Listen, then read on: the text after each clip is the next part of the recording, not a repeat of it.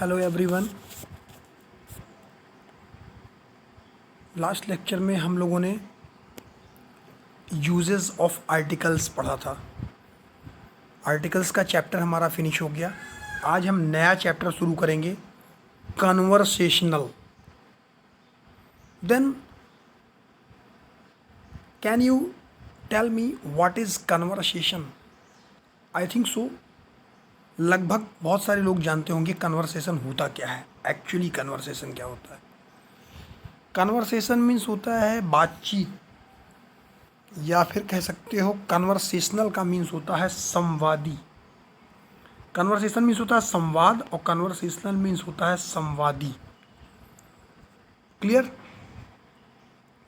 Conversation जो chapter है, conversational का मतलब होता है in classroom instruction.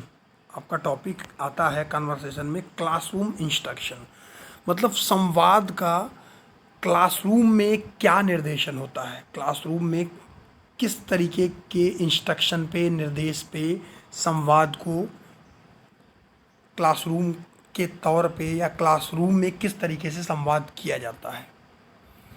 Then there are 9 essential instruction strategies, मतलब 9 आवश्यक सूचनाएं हैं। इस मतलब कह सकते हो संवाद को क्लासरूम के इंस्ट्रक्शन में यानी कि सूचनाओं में देने के लिए 9 आवश्यक रणनीतियां बनाई जा सकती हैं, स्ट्रेटजीज होती हैं जो 9 इंस्ट्रक्शंस होती हैं, 9 एसेंशियल स्ट्रेटजीज। सो 9 में आज हम लोग, चूँकि ये 9 स्ट्रेटजीज के ऊपर ही पूरा चैप्टर है, देन काफ़ी लॉन्ग थ्योरी है। सो हम 2-2, 3-3 स्ट्रेटजी एक एक दिन में डिस्कस करेंगे। ठीक है? कन्वर्सेशनल चैप्टर हमारा इम्पॉर्टेंट है, इसलिए हम डीपली ये एक टॉपिक डीपली पढ़ते हुए चलते हैं। एक एक 2-2 स्ट्रेटजी डिस्कस करते हुए चलेंगे। सो सबसे फर्स्ट स्ट्रेटजी आती है आइडेंटिफाइंग सिमिलैरिटीज़ एंड डिफरेंसेस। यानी कि अगर क्लासरूम है, कक्षा है, उसमें आपको निर्देशित किया जाता है कि क्या आवश्यक रणनीति है कन्वर्सेशन के लिए क्लासरूम में, तो सबसे पहली जो स्ट्रेटजी आपकी बनती है वो होती है पहचानना। सिमिलैरिटीज़ मीन्स क्या होता है? समानताएं, समानताओं की पहचान और समानताओं की पहचान और अंतर, ये दोनों चीज़ें बहुत इम्पॉर्टेंट है। मतलब ये एबिलिटी होनी चाहिए आपको कि किस कॉन्सेप्ट में क्या कैरेक्टरिस्टिक, मतलब उसकी क्या विशेषताएं हैं, उसमें क्या सिमिलरिटीज़ हैं स्टूडेंट्स के लिए, जो स्टूडेंट समझ सकते हैं उनके लिए अंडरस्टूड है, या फिर क्या प्रॉब्लम उसमें क्रिएट होगी। ये तब है जब आप क्लासरूम में कन्वर्सेशन से रिलेटेड टॉपिक कर रहे हो।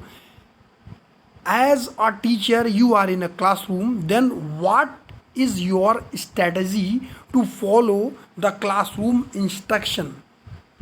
क्या आपकी स्ट्रेटजी होगी, क्या आपकी रणनीति होगी कि स्टूडेंट को आपको सिखाना है, कुछ भी क्लासरूम में कन्वर्सेशन कराना है, तो उसमें किस तरीके से सबसे पहले हम पहचानेंगे कि क्या समानताएं हैं और क्या भिन्नताएं हैं। तो उसकी विशेषताओं को ये देखना पड़ता है हमें कि स्टूडेंट्स को क्या समझ में आ रहा है और किस में प्रॉब्लम हो रही है। उसका एनालिसिस हमको, मतलब उसका एनालिसिस सिंपल वे में करना। ये सारी चीज़ें जो होती हैं ना, ये सिमिलरिटीज़ और डिफरेंसेस के अंतर्गत ही होते हैं। जैसे कि कुछ डिफरेंस होते हैं तो कुछ सिमिलरिटीज़ भी होती हैं। डिस्कस करने पे ये पता चलता है, इसकी इंक्वायरी करते हैं हम, स्टूडेंट आइडेंटिफाई करते हैं इसको कि सिमिलरिटीज़ और जो डिफरेंसेस हैं वो उनके अपने हैं। सबके अलग अलग सभी स्टूडेंट होंगे तो सबकी अलग अलग स्ट्रैटेजी होगी, तो उनकी समानताएं और भिन्नताएं दोनों अलग अलग होंगी। इस तरीके से क्या एप्लीकेशन फॉलो होना चाहिए इनको आइडेंटिफाई करने के लिए। तो एप्लीकेशन में है आपका यूज़ वेन डायग्राम और chart to compare and classify items. Venn जो थे आपके, वेनन, ये एक लिटरेचर के बहुत बड़े ज्ञाता थे, इंग्लिश लिटरेचर के।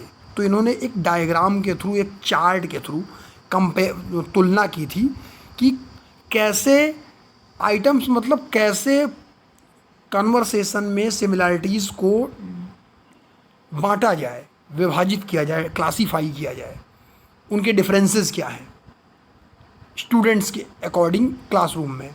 और दूसरा पॉइंट है आपका आइडेंटिफाई सिमिलरिटीज़ एंड डिफरेंसेस में, engage students in comparing, classifying and creating metaphors and analogies. मतलब कि स्टूडेंट को एंगेज रखना होता है। स्टूडेंट को एंगेज रखना मतलब किस चीज़ में, संलग्न रखना, जोड़े रखना, कंपेयर करने के लिए, तुलना करने के लिए कि जो वो क्लासीफाई हुआ है, यानी कि जो बांटा गया है किस चीज़ में, creating metaphors and analogies. Metaphors means आपको पता होगा, फिगर ऑफ स्पीच अगर आपने पढ़ा हो तो। मेटाफर्स मीन्स होता है रूपक, ये अलंकार है। और एनालॉजी ये भी अलंकार है, इसका मतलब होता है उपमा। उपमा और रूपक, मतलब उपमा और रूपक क्या होता है, जैसे बहुत ज़्यादा बढ़ा चढ़ा के किसी चीज़ को कहना, तो उसको क्लासीफाई करना, वो स्टूडेंट क्रिएट करें, उसको बनाएं अपनी तरीके से संवाद में, और फिर उसको क्लासीफाई करें, फिर उसको तुलना करें। इन्हीं सब चीज़ों में स्टूडेंट्स को एंगेज करके रखा जाता है, जिसकी वजह से उनकी सिमिलैरिटीज़ पहचानी जाती है और उनकी भिन्नताएं पहचानी जाती हैं। क्लियर? ये आपका आइडेंटिफाइंग सिमिलैरिटीज़ एंड डिफरेंसेस हो गया। दूसरा पॉइंट आता है आपका स्ट्रेटजीज में, summarising and note taking. Summarising and note taking. Summarising का मतलब क्या हो गया, जैसे कि सारांश होता है किसी चीज़ का, कोई बहुत लंबा चौड़ा लेक्चर हो या स्टोरी हो, उसको एक सारांश में लिख दो। या नोट टेकिंग, जो इंपॉर्टेंट पॉइंट्स हो उनको निकाल के रखना। ये भी कन्वर्सेशन में बहुत इंपॉर्टेंट चीज़ होती है। कन्वर्सेशन बहुत लंबा चलता है, कोई भी कन्वर्सेशन हो, अगर क्लास में भी हो, कन्वर्सेशन का टॉपिक आपको दे दिया जाए कोई भी, तो उसमें एक सारांश बनता है, और उस सारांश के अंतर्गत हम कुछ नोट पॉइंट आउट करते हैं, मेन पॉइंट्स जो होते हैं। मतलब ये स्किल प्रमोट करने का, स्टूडेंट की स्किल को प्रमोट करने का एक तरीका है, कंपेयर करके, कि स्टूडेंट इसको एनालिसिस करें कि सब्जेक्ट में क्या ज़रूरी है और क्या अपने वर्ड उस सारांश में या उस नोट में अकॉर्डिंग टू द कन्वर्सेशन वो जोड़ सकते हैं, जो रिक्वायरमेंट होती है। मतलब कि अगर आप संवाद कर रहे हो क्लास में, तो उसका जो सारांश निकला, उसकी जो समरी निकली, उसमें जो इम्पोर्टेंट नोट्स थे, उसमें क्या मॉडिफिकेशन आप कर सकते हो, क्या मेन पॉइंट ऐड कर सकते हो, क्या रिक्वायरमेंट है सारांश बनाने के लिए। किसी चीज़ का सारांश बनाया जाता है तो एज इट इज़ उस लेक्चर को नहीं ले लिया जाता, उसमें मेन पॉइंट्स लिखे जाते हैं, या उससे रिलेटेड कुछ पॉइंट या सूक्तियाँ होती हैं जिनका हम मीन्स कुछ डिलीट करके, कुछ एडिट करके उसको एक स्ट्रक्चर इन्फॉर्मेशन तरीके बनाते हैं जो समझ में आ जाए।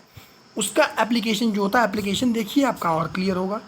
एप्लीकेशन में, इसके एप्लीकेशन में क्या है, समरी और नोट के, provide a set of rules for creating summary. वही जो मैं बता रहा था, मतलब स्टूडेंट्स को सेट ऑफ रूल्स, एक कुछ नियम, कुछ तरीके प्रदान किए जाएं कि वो अपनी समरी किस तरीके से बनाएंगे, वो अपना सारांश किस तरीके से क्रिएट करेंगे।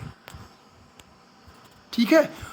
दूसरा पॉइंट है एप्लीकेशन में, when summarising ask student to question what is unclear.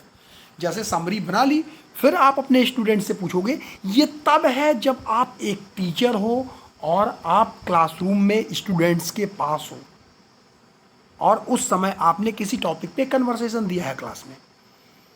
ये सारी चीज़ें एक टीचर के लिए, एक टीचर बनने के लिए, क्योंकि आप लोग टीचिंग की लाइन में हो, तो टीचर बनने के लिए ये सारी क्वालिटीज़ हर सब्जेक्ट में आती हैं। It is very important for all these subjects. बहुत इंपॉर्टेंट चीज़ें हैं आपके हर चीज़ के लिए ये, इसलिए ध्यान से ये लेक्चर लेते रहिए आप। तो जैसे आपने उनको नियम का कुछ सेट बता दिया, सेट ऑफ रूल्स बता दिए, समरी क्रिएट हो गई। अब स्टूडेंट व्हेन समराइजिंग, जब समरी क्रिएट हो गई, स्टूडेंट से पूछा क्वेश्चन कि इसमें क्या आपका अभी क्लियर नहीं है। जो समरी आपने बना ली, एक संवाद हुआ लंबा चौड़ा, टॉपिक पे डिस्कस हुआ, उसमें से कुछ नोट्स पॉइंट आउट किए, कुछ एडिट किए, कुछ डिलीट किए।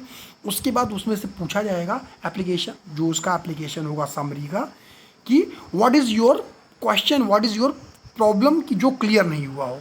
उसके बाद थर्ड पॉइंट इसमें क्या है, यूज़ टीचर्स प्रिपेयर्ड नोट, जैसे कि स्टूडेंट अगर है तो जो टीचर ने नोट प्रिपेयर किया है उसके हिसाब से वो अपने डाउट्स, अपने अनक्लियर क्वेश्चंस समरी में अपने नोट्स में क्लियर करेगा, जो टीचर ने प्रिपेयर किया हो नोट्स, यानी कि आपने किया हो। वो स्टूडेंट्स को आप बताओ कि ये सारी चीज़ें आप इसमें से ये पॉइंट आउट, ये आपका अनक्लियर है तो ये ऐसे होगा, ये क्वेश्चन है तो ये ऐसे होगा। Now last point is stick to consistent format for notes, all students can refine the notes as necessary.